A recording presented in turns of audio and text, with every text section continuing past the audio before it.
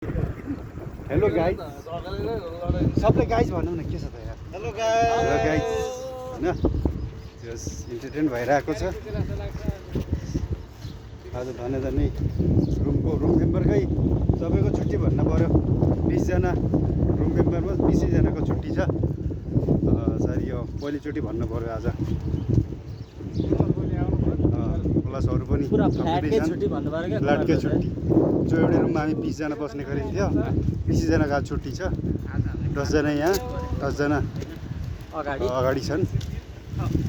जोस चलिरहेको छ हामी हेरेको यो ब्लग चाहिँ सबैजनाले लाइक र सब्स्क्राइब गरिदिनु होला हैन हाम्रो यता नयाँ मान्छे आउनु भएको छ गाउँले हैन दुर्गेश आउने भन्ने हल्ला थियो हैन जाउँला हेर्न भन्ने सोचेका थियौँ तर भएन त्यहाँ गएर सल्लाह पनि पठाएको अनि जान पाइएन टिकट काट्ने प्रोग्राम थियो पैसा रेडी गरेको थियो पछि चाहिँ क्यान्सल भयो दुर्गेश थापाको प्रोग्राम हेर्नको लागि अनि जान त खोजेँ होइन दुर्गेश थापा प्रोग्राम आज जान्छु भनेर सुटिङ गरेको क्यान्सल भयो ठिकै छ हाम्रो टिकट फ्री भयो टिकट फ्री भयो म पनि दुर्गेशको प्रोग्राममा जाने भन्ने सोचे थिएँ मैले त दुर्गेशलाई चिन्छु दुर्गेशले मलाई चिन्दैन के फाइदा भनेर गइन सही यो कुरा पनि हो सही दुईटैतिर चिन्जन भएकै पक्कै जान्थे सही हाम्रो यता फोटो खिच्दै हुनुहुन्छ हाम्रो काठमाडौँ बालेन सहरको अब भावी प्रधानमन्त्रीको रूपमा हामीले देखेका छौँ होइन ए यो मान्छे घुमेर रिगाटा चलेर झार्छ है ब्रुसेट यार अनि भावी प्रधानमन्त्री त्यता चाहिँ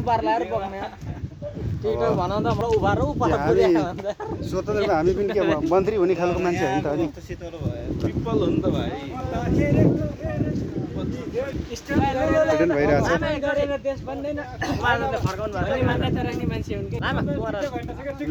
टिकटक हो टिकटकै हो क्या ओके सर ओके यसलाई त हामीले पुरा क्लिप बनाउँछ नि कस्तो रहेछ पुरा 10 सेकेन्डको 15 सेकेन्डको 2 सेकेन्डको कस्तो खालको बनाउने हो पहिला चाहिँ भोकमा लागेको छ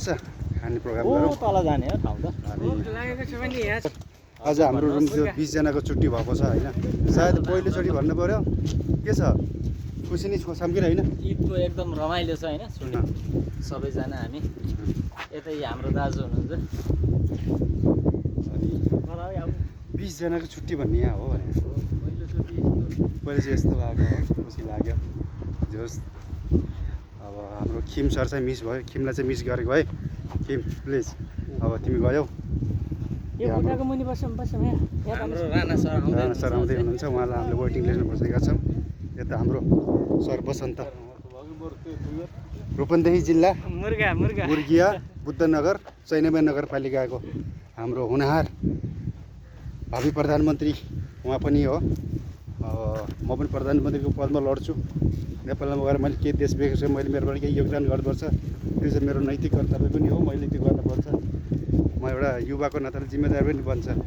कति सरकारलाई मात्र गाली गर्ने कति होइन आफूले केही गर्नु पऱ्यो नि त त्यो ठाउँमा गएर आफूले केही गरेपछि पो यो रहेछ है यो नेतागिरी के गरेछ विकास भन्ने के रहेछ हामीले आफ्नो तर्फबाट के गर्न सकिँदो रहेछ हामीले जहिले गाली गर्छौँ त्यही भएर ल के गाइस